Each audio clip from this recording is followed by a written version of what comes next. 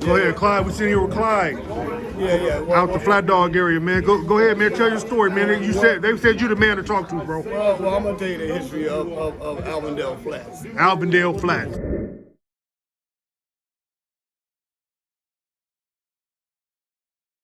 I come in the 70s. I come in, it was majority blacks and Hispanics. Right. Pretty much a handful of whites. But pretty much this neighborhood was built on a lot of family. It was different brothers, sisters, a lot of cousins and nephews and aunts and uncles. Right. Eventually, I end up connected in the family just by moving here. Where are you originally from? I'm originally from Mississippi. You're from Mississippi, so a lot of families came from the South. A lot of families came from the South. Mississippi and Alabama, Louisiana, Texas. What made them all come to this particular area in California? Better opportunity. What type of jobs were here in Sacramento at that time? Jobs booming. California always been booming. Sacramento's been booming. Okay. Always booming. Because that was the same that happened in Los Angeles when they would leave the South. They went to go work for McDonnell Douglas in LA and whatnot. LA, Frisco, right. Sacramento, anywhere in the Bay Area. And I come here. It was all majority Hispanic, black, whites. Cool neighborhood. When I grew up out here, it was like this when I grew up out here. You come to play at this park, you had to fight. Oh, okay. If you didn't fight, you couldn't come and play. Was it always named Max Baer Park? It was always Max Baer Park. In fact, I had Hispanic friends, black friends, and white friends in this area. I had Hispanic friends stay across the street. His parents, unfortunately, have video of Jethro, Max Baer, landing right here in the park when they set the flag there. Oh, wow. I was just fortunate to see it. I wasn't here when it happened. But as far as the neighborhood, it's a good neighborhood. Quiet.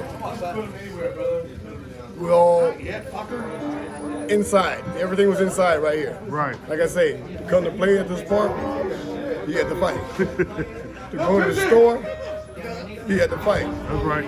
Come home from school, you had to fight. So by the time we left here, it could have been like more, it wouldn't be no more than like 12 of us in generations. But whenever we leave the neighborhood, we didn't worry about it because we knew all of us was going to fight. Not that we was going out looking for fights, but we was there to protect ourselves. That's right. And if you didn't fight when you was out there, well, when you come back to the neighborhood, you gonna fight. Somebody gonna get on you. That's how it was. That's right. Pretty much. I mean, like I say, I grew up with the school. Graduated. What school did you go to? I'm Johnson. Okay. I graduated with school. Worked. What year you graduated? 81. 81. That let you know the time this man has put in over here. Right. And I stayed here till 89. Okay. To be honest with you, there was so much shit going on in Sacramento alone.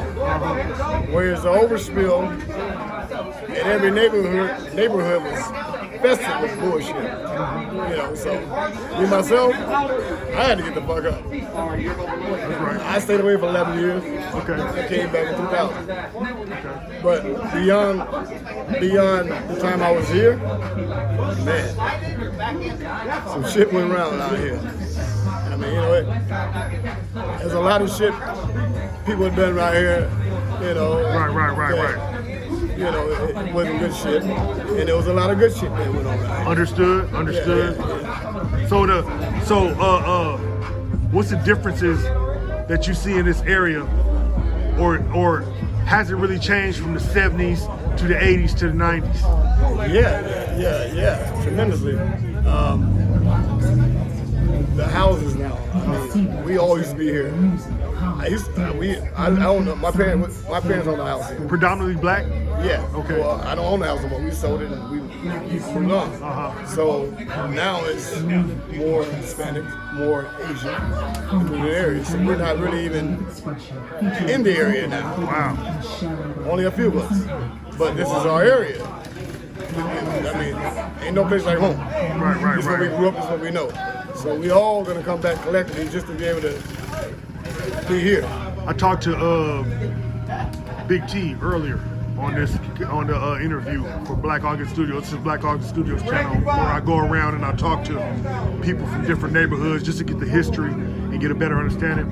And he was talking about how this area started to take on a more of a neighborhood group aspect, especially around 82, 83, 84 when the crack era started coming. Did you see significant changes in this area when the crack cocaine hits the Sacramento area? Oh yeah, tremendously. I mean, crack was everywhere.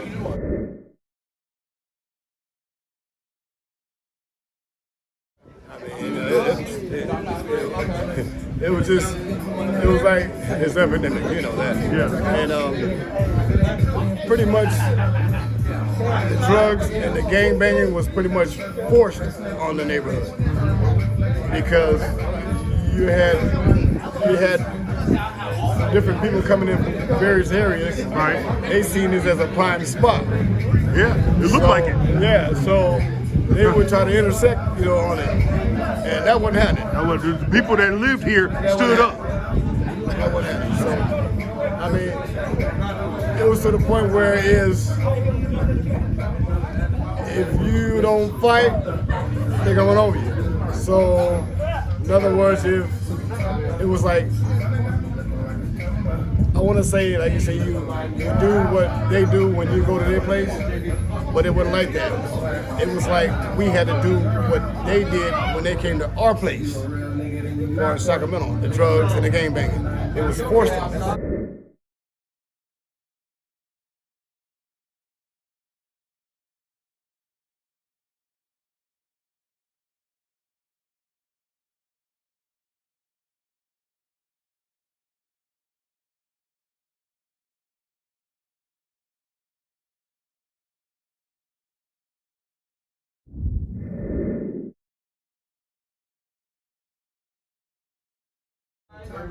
Right. So the neighborhood, I mean, me myself, I was in a different generation. I was 10 years older. Right. So the youngsters that came up in that generation, it was forced. Their hands was forced. It wasn't like there was something they chose to do. Their hands was forced. Right. You know, so there was a lot of shit going on around here, bro. You know, a whole bunch of shit. So I talked to someone earlier, because when I first came over here, I seen a skate park over here. And I said, is that a brand new skate park? And then we started to talk about gentrification.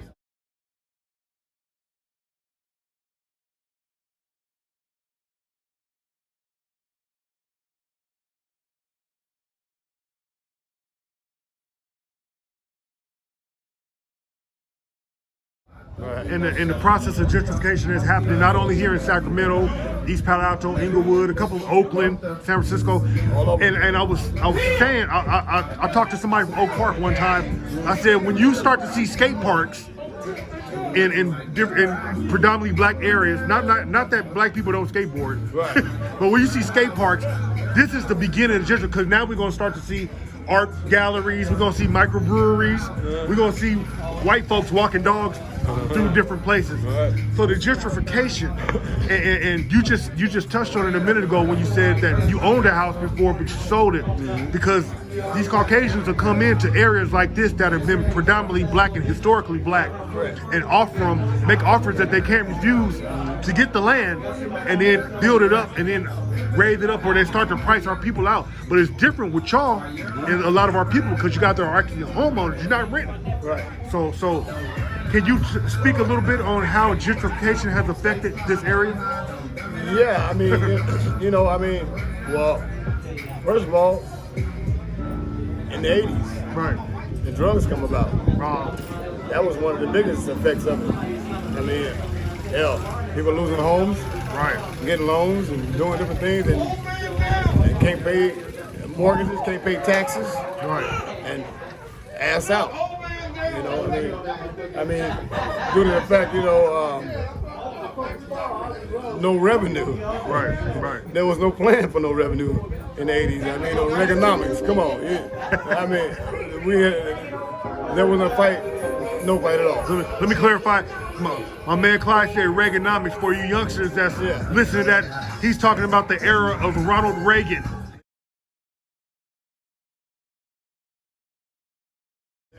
Yeah. So, I graduated in 1981. 81. Right? As soon as I graduated, got out of high school, it was a recession. Wow. So, 5 years later, 4 years later, hell, in LA, that year, crack cocaine was, gangbanging was good abroad, you know what I'm saying? Right. And then when the crack actually flooded, everybody ran for their life. When the crack came to this area, was it devastating to the way of life here, or did it not? Did more people in this area start to get involved in the business aspect and not get addicted to it? Yeah, there was more addiction than anything. Wow. Yeah, there was more addiction than anything. All over Sacramento. All over. Yeah, it was a change. You can see, you can just see it. And it was like they didn't want to do anything about it. Right. The cops weren't trying to. All they want to do is make money on it. They arrest you, arrest the big man, arrest you back and forth to jail. You know what I'm saying? You know what they do. They create that their aspect of revenue. incarcerate. Their revenue. Right. That's crazy that you said that, Clyde, because nowadays there's a real epidemic with opioids, heroin and whatnot with white folks, and now the same people that was locking our people up are talking treatment now. Exactly. You know what I'm saying? Yeah. But before it was a criminal aspect, but now it's about treatment. Well, back then when they give you what they call a drug diversion. Right. But shit, come on. There's crack out here, a drug diversion. Hell, you need the people in the drug diversion to leave there and they'll come and go do crack. Right. I mean, however it is, you know what I'm saying? It was just, this place was ridiculous. Right. It really was. Like I said, I left here in '89. It was a good thing. It really was, but man, there was so much going on to a point where you would get yourself in something whether you want to or not. You know what I'm saying? Yeah. Shit was just right there at you. So what you got going on now, Clyde? You own a business, you working, you doing your thing. I see you was on the grill hooking up the chicken. Oh yeah, we just cooking a little bit, man. Trying to help everybody, make sure everybody eat. You know how it is. I like eating good. But I do some concrete work. Oh, what's it? Yeah, I'm a cement mason. Cement mason. Yeah, I've been doing that over 42 years now. Oh yeah, you the one. Yeah, you the yeah, one. yeah. So I'm just waiting a few years for my retirement. Got pretty much all my chores done. My kids, they good, and my daughters, they got their master's degrees. So I'm ready to just sit back and just do me. Thank you, Clyde, man. I appreciate your time, man. Yeah. Appreciate you. Thank you. Yeah. All right. Right on. This is Black August Studios. We sitting here with Big T from the Flats, man. How you doing today, bro? Oh, I'm all right. Okay, cool, man. I'm over here at the Flats Hood Day, man. I got invited by my dude that's behind me, man. We're just trying to get a little bit of background because I know that me coming from San Jose, man, and coming to Sacramento, we don't hear a lot about the Flat Dogs, but I know the Flat Dogs do exist. Right. And I'm seeing them. I'm here at the park seeing them. So what park are we at, bro? We're at Max Bear Park. Okay. So Big T, I want you to just give a little bit of insight on how the Flat Dogs started, man. And I was told that you know some of the history, and you are the history. Yeah. So if you can give me just a little rundown on real quick on how the Flat Dogs started, and as you're telling your story, man, I probably got a couple of questions you can answer. So it's on you, man. Right. Well, they started. Flat Dogs was originated probably, I would say, 83. It started off just Flat Dog. Right. So we rocked Flat Dog till like late 85 when, crack and gangs. Right. You know what I'm saying? So we aligned ourselves with the Crips.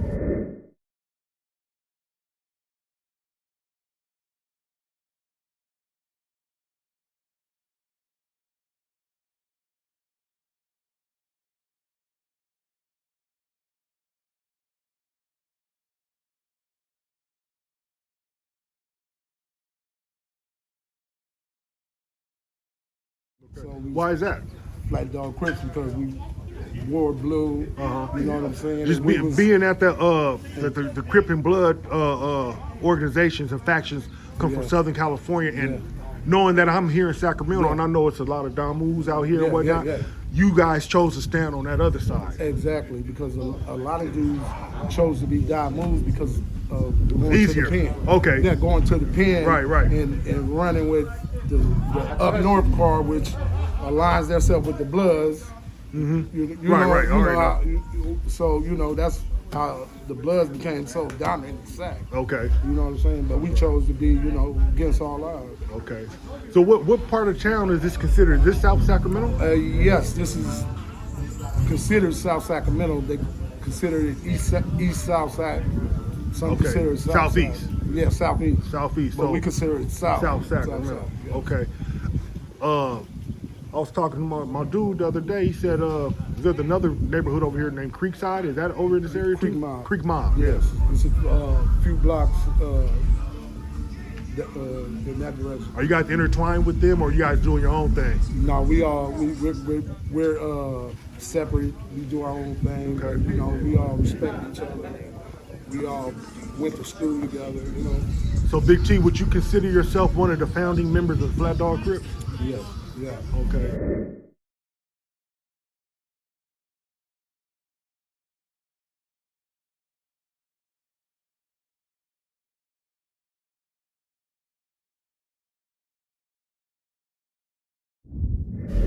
Okay. Anything else? Can you give me some more background on you say it's what 83 to 85? Yeah, That's when the formation of the Flat Dogs yeah, started coming, yeah. and this is the epicenter right here. And this is where it started. This part was, where everything happened at. You know what I'm saying?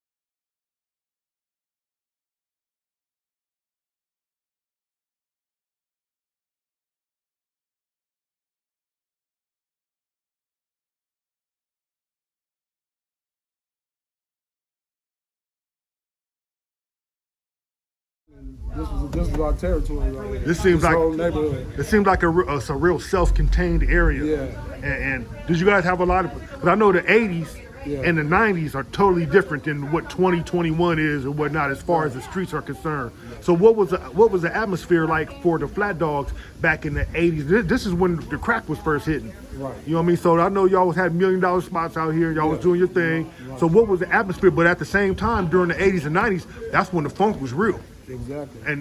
And just by having a military mindset, the way this area is set up, man, you guys are pretty much self-contained, and you could probably defend this real well. Yeah, perimeter, yeah.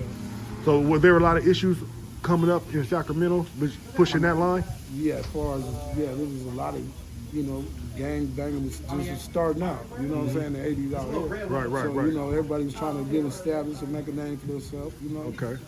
So, I mean, we was real small. Our neighborhood is considered real small, but, we was into everything. So we was right up there with, and we was aligned with all the Crips because there wasn't too many of us anyway.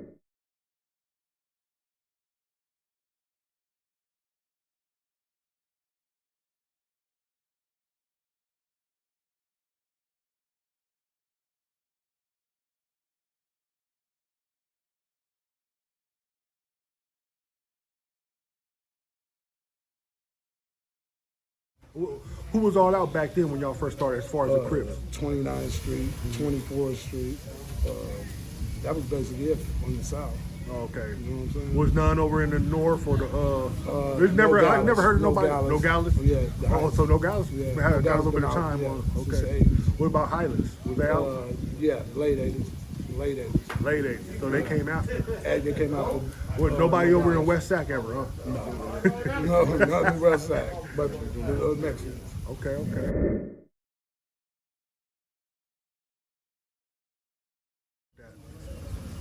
What's your experience now? Because now you're an OG, you're an older man. and I'm looking at the park now, and I see a skate park out here, and I see different stuff going on. I know you guys all came together as a family. What can you say the Flat Dogs are doing today? Are the Flat Dogs still relevant today? Yeah, we're relevant though. We're relevant in a positive way though. Good. What type of way? What kind of the youngsters, you know, they're into rapping, you know, forming businesses and things like that.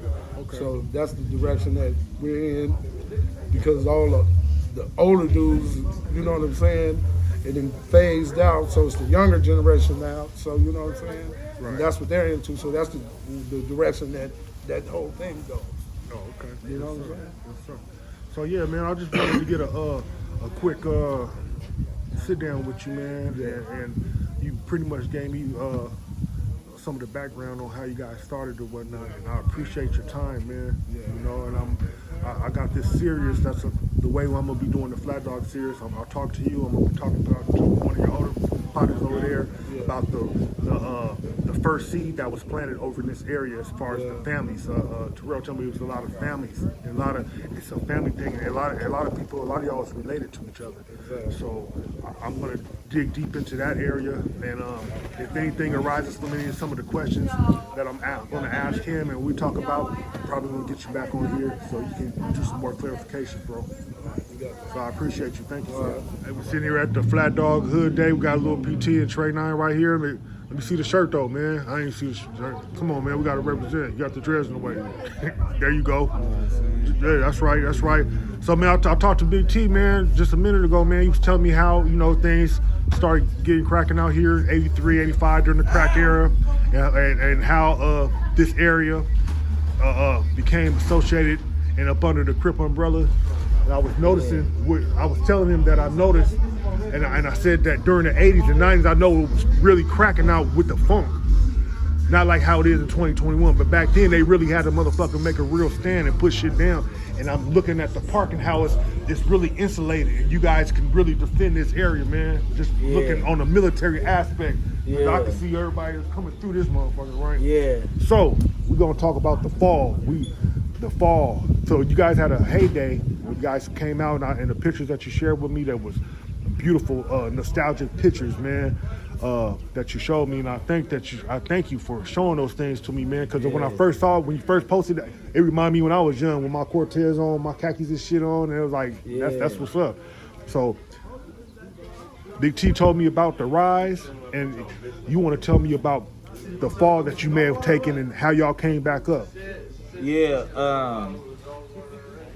So, you know, just to generalize it to give it on a whole aspect, you know, a handful of my family, a handful of different families, which is all related. This is the neighborhood we migrated to. Right. You know what I'm saying? After Louisiana and shit like that. Mm-hmm. You know, and this is where we laid our roots at. Right. Way back since the 1940s. In the 40s, did you guys run that deep in this neighborhood?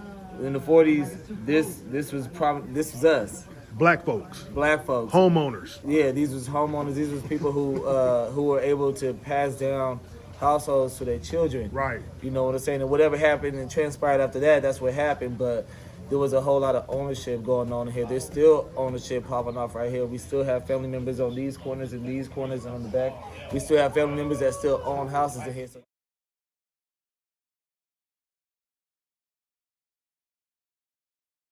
that's what type of cup, you know, stitching of cloth we come from. You know what I'm saying? This is where we laid our roots at. So with that, you know, then as you know, okay, we got all the families out here, and then as time goes, you know, the eras change and things like that, and then you know you get the street life. You know what I'm saying, and what comes with that. So that's where, you know, the establishment of Flat Dog, and you know, it's clear where we are.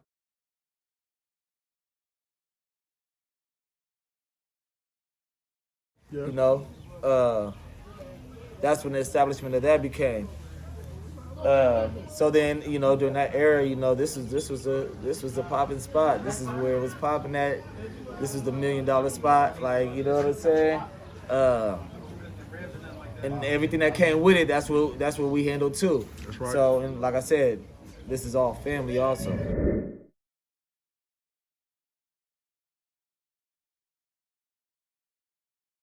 You know what I'm saying? Doing this. So specifically with Sacramento, when the late 90s, early 2000s came and shit like that, you know, around the time, that's when all these, you know, this is when our hood was up. And during the late 2000s and late 90s and early 2000s, like, you know, the Crips was, you know, the Crip neighborhoods in Sacramento was a major threat. That's what was the major threat in Sacramento at that time. Even though they were so few. Right, but that was the major threat because it just was what it was, you know. You know, with times things change, but I'm not saying that Sacramento was a Crip-dominated city, but what I'm saying, the major threat at the time was the Crips. So, And what years we're we talking about right here? well, I'm saying from like the 90s. Okay. After you know, neighborhoods got established to be what they were, and they chose to go about their actions. You know, that's when it was time to, you know. So we dogs, and you know, my family is a strong family. So we held each other down, and we did what we did, and then this was, like I said, this was $1 million spot. Right. So What would you consider your era? I'm about to get to that. Okay, there you go. That's what I'm about to get to. That's See, why we I think want to alike. lead you to it. So, boom, the Crips was a major threat. My neighborhood, my family was one of the families in the neighborhoods that they took down when they decided how they gonna take us down. So they took us down. They took, you know, families now they're giving out 20, 25 L's, 30 L's, 40 L's, 50 L's.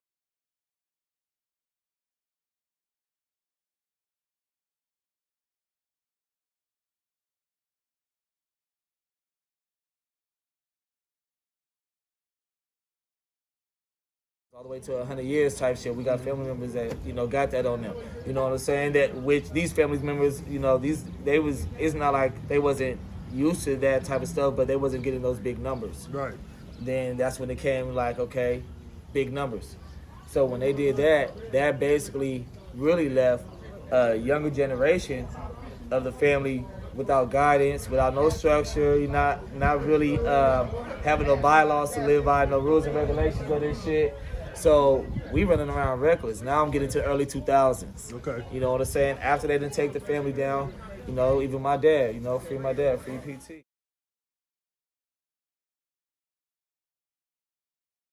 You know, after they done took my family down and shit, you got the young dogs out here, and being that we was, you know, we didn't have no structure, like I said, we didn't have no guidance and things like that. You got reckless youngsters who move reckless, and with that being said, we even lost more. You know what I'm saying? So we done lost family members, whether it was death or going to the penitentiary system, due to the fact that we didn't have no structure to live by.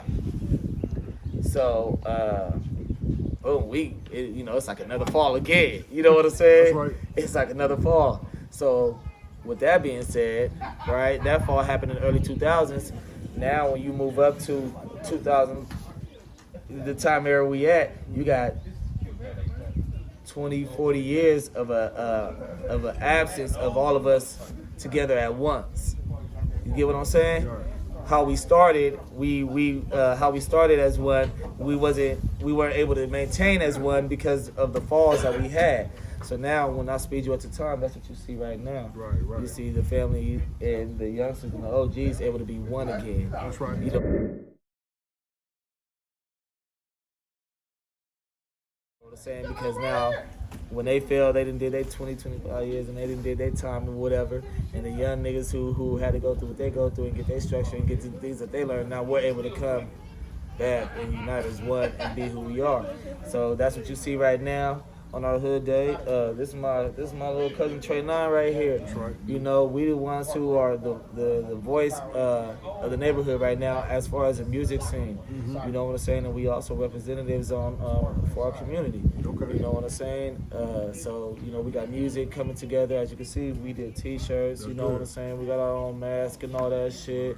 You know, we got futuristic ideas to uplift the community and you know, really take care of the community, make our community self-efficient. We turn our neighborhood into a business.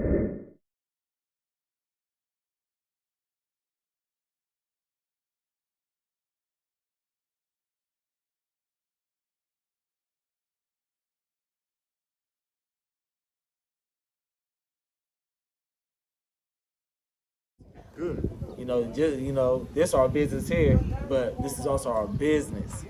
That's good that you said that because I remember when I first met you years ago at an office on Florin and 24th called the Wukusu office, and I remember you being a youngster. You came in there real conscious but real strong, and some of them older people my age and some older, they couldn't take that strength, but that was the voice of the youth at that time pushing it. Like there's a T-shirt that's out that says, "We're not our grandparents as far as civil rights. We're not just gonna take anything." You said we're gonna push back, and you the type of dude that pushed back. And another thing that you said that was interesting to me right now is that you're turning it into a business because it's a lot of people that exploit our culture and exploit what we got going on. Right. But if you look at like at the Hells Angels and shit, they sell T-shirts. They sell all this shit according to them, and it's okay. It's an organization. So you got to learn how to monetize. So you got to do for yourself. You know what I mean? So we're changing the yourself. whole narrative of it. You know what I'm saying? The history is what it was, and it is what it is. And you know what I'm saying? If it has to be that again, it could be. That's right. But our intentions is to change the narrative of all that. Our intentions is to, like I said, turn our neighborhood into a self-efficient business owned by us. Vertical, up and down, however we can. You know what I'm saying? And we doing it all through ourselves. Right. You know what I'm saying? Right. And me and Trey 9 is kind of like the leading fist in it because we're the youth who's coming up with the ideas on how we're going to do it. And we're the ones coming up with the ideas and how we're gonna lay it down. And we thankful for all of our OGs to be here to support us because without them, we don't really have nothing to push. You know what I'm saying? And with them here, we also showing them like, okay, look at how we did things back then. We ain't doing things like that. We got a different way of going about this, getting our money. We got a different way of going about how we represent the hood and things of that nature. So we also bring that to their attention, like this how we do it now. So what can we look forward, you and Trey 9, what can we look forward to, the music and what's the shit y'all got going on? Should we get on with it? We got music. You know what it is, nigga. Trey 9 in this motherfucking nigga. Big dog in this motherfucking nigga. Yeah, nigga. Yeah, nigga. All my niggas get out, nigga. Fuck you talking about, nigga. Bring your motherfucking ass to the blast, nigga. Get your motherfucking ass burned, nigga. Dog! No sucker get a pass, and I can put that on the set, nigga. Ain't block up in my hood, yeah. Ain't no construction, niggas at the boys get behind me. I'm jumping out with this weapon, nigga. I see a sucker like you know what's happening. Let's get it, nigga. No sucker get a pass, and I can put that on the set, nigga. Ain't block up in my hood, yeah. Ain't no construction, niggas at the boys get behind me. I'm jumping out with this weapon, nigga. I see a sucker like you know what's happening. Let's get it, nigga. You know when it's static. I'm standing on that front line. Gotta ask if I got it. Pussy boy, you know I keep high. Rocking with this 6-sword, I'm Benny color with this black line. Break a big bodies on my mama cause I'm trying to shine. 2 hands with precision cause these bullets getting expensive. 2 hands on her butt cause that big old thing he jigging. They fascinated with a dog but I ain't fucking with you bitches. He said what he said could keep his nose up out my business. Should we go with banger? Should we go like... When you gonna drop this? When we gonna see this? Is it out already? We got a video shoot tonight. Shit. While you here, we got a video shoot tonight. Cousin Trey 9's video's already out. You can look it up on YouTube. Okay. Trey 9 talk my shit. You know what I'm saying? You type him up, you'll hear his other stuff. Just look out for me. Max Beard Prince. I got a song out there called We All Dogs. I think I've seen that. Talking about the unity of all my family because we all dogs. You know what I'm saying? And there's different eras and shit and all this shit and you know what I'm saying? So, I had to remind him like we all dogs. Hey,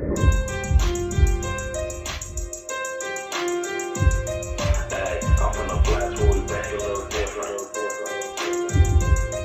Hey, I'm from the flats where we bang a little different. Twisting up our fingers, money in our bridges.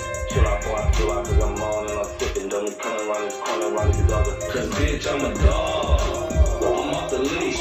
Pressing in their chest, how the niggas get to speed. Dwayne in my section ain't an easy place to be. Wanna slide through the flats, gotta check and repeat. Gotta check in with D, the O, and double G. Cause I was book a chain, ain't no way you could humble me. I just told a lame, ain't no way you could run with me. Reaching for a bumblebee, stinging for a sunny sweet. Everything starts with a trade, it's a 30 Ain't nobody part of this gang who ain't heard of me. Every single car that we swag ain't no underlay. Arriba, with some money achievers. A lot of niggas in this game praying that they gon' see us. Turn them into believers, have them run to Jesus. They'll be death for y'all when they see us in halls. Could've did it in broad day, but I did it because bitch, I'm a dog. Know who you playing with. I'm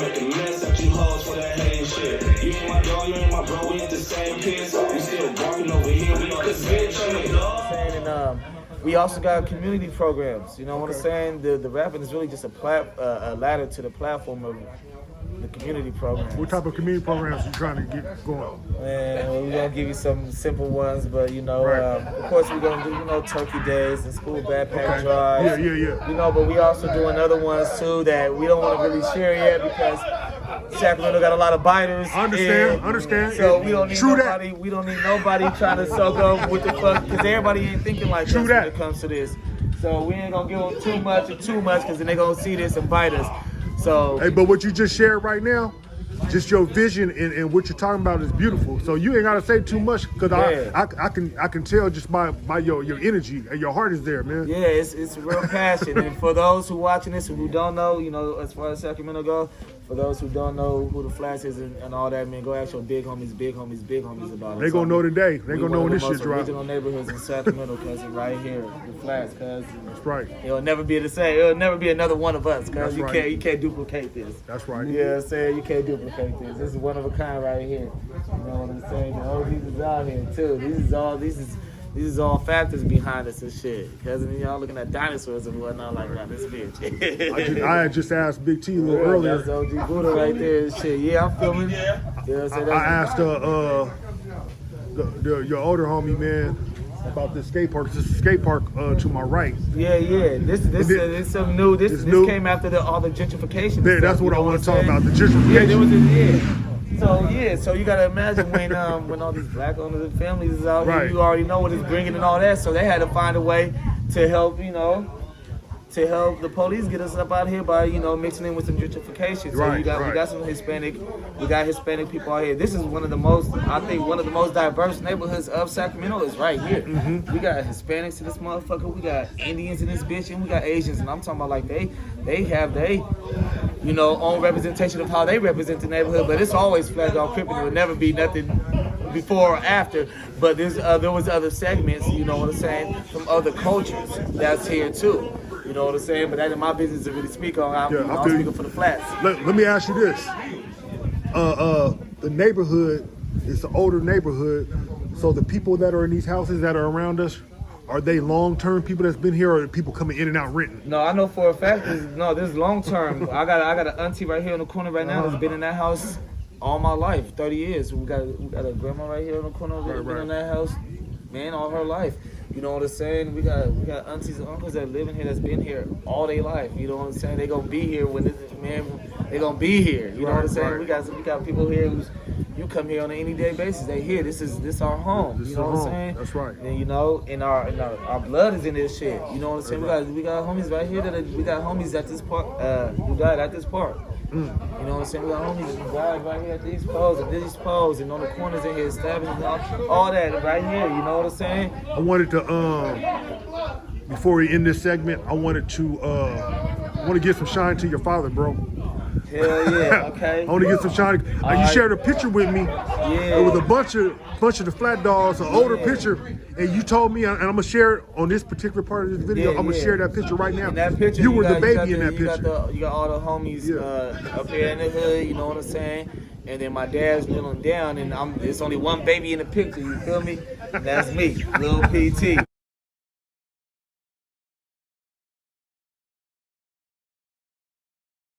You know what I'm saying? That's right. We like I said, it's family. So I'm a prince of this neighborhood. That's right. You know what I'm saying? I'm born into this shit. You know what I'm saying? It's in the bloodline. That's right. So so with my pops, you know what I'm saying? My dad, like I said, when our neighborhood was a major factor out here, a major threat, you know what I'm saying? My dad was one of them guys, you know what I'm saying, who was one of them major threats and stuff like that. So, when they finally got a hold of him, it made it easy for them to pin something on him that really wasn't him due to the fact that he had already had so many ties to he already had a name for who he was. Right. You know what I'm saying? And now we're working on the appeal as we speak. You know what I'm saying? We got a court date coming up major love to month. your pops, man. You know what I'm saying? And we got real lawyers that done put shit in motion, you know what I'm saying, and appeals and all that. So and that's what happened with some of these fellas that's in the background, you know what I'm saying? My dad is just one of them that's coming up next. Some of these fellas right here, only been down for probably a year or so, you know what I'm saying? Like it's real. Sir. It's real. Hey, hold on. Look, I got a special guest right here too on the phone. Hey, J3, cousin. Hey, talk. Hey, cousin. Talk your shit, cuz. Say something, man. Say something to the camera, cousin. Say something. Hey, tell them who you is, cuz. J3, nigga, Black Dog Crips, 35th Avenue, nigga. Yeah. Who, yeah, you a, hey, this your family, bloodline, huh? Yeah, I'm sure. We were the screen one. hey, it's all good, cuz, yeah. That's my cousin right there, J3. That's one of them who, when the younger generation went down, you know, this was one of the, you know, major reps of the neighborhood, my cousin J3. You know what I'm saying? We lost our other cousin RPDs, you know what I'm saying? RP Dante, RP to all of them, RP Red, you know what I'm saying? So this is my cousin right here. You know what I'm saying? We looking forward to you coming home too, cuz. On dogs, we looking forward to that. You know what I'm saying? So that's my cousin J3. Sure. You know, we got family members coming home. So, you know, we trying to really pave the way so then when certain family members come home and shit, they got something to look forward to also. Right. You know what I'm saying? So, man,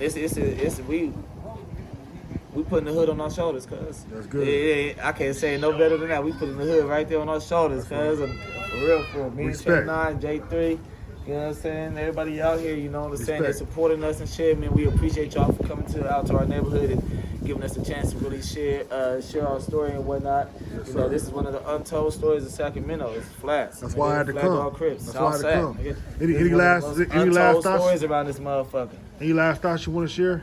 Man, just say looking forward to us. You know, this is the reason why you're seeing us right now. You're going to see us later. You know what I'm saying? In some type of form, shape, or fashion. This is just the beginning, cuz. Yes, You know what I'm sir. saying? So, shout out to Black August Studios coming out here. You know what I'm saying? One love to Thank you for having me and Brother Floyd X behind me. Yeah, one love to the whole nation all across California, cousin. You know what I'm saying? All right. And, man, see us now, see us when we blow, cuz. For sure. On dogs. Thank you.